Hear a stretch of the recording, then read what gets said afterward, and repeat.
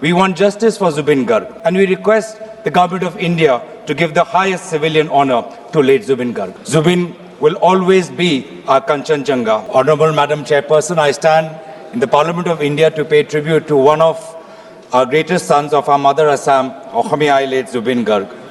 Zubin passed away in Singapore on 19 September when he was due to perform at a function organized by the Government of India, Ministry of External Affairs, and the High Commission of India to Singapore.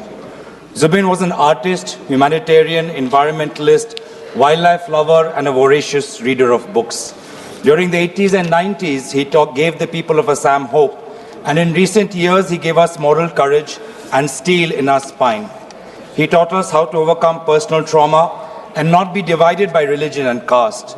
Truly, Assam meant tea, oil, rhinoceros, and Zubin Garg. He showed us a vision of Borokham that is free from hate, fear, suspicion, and mistrust. Zubin will always be our Kanchenjunga. Today, the people of Assam miss him terribly. We want justice for Zubin Garg. The state government of Assam says that it was a murder. Then we want to know that how, during a program organized by the Government of India, a murder was committed on foreign soil.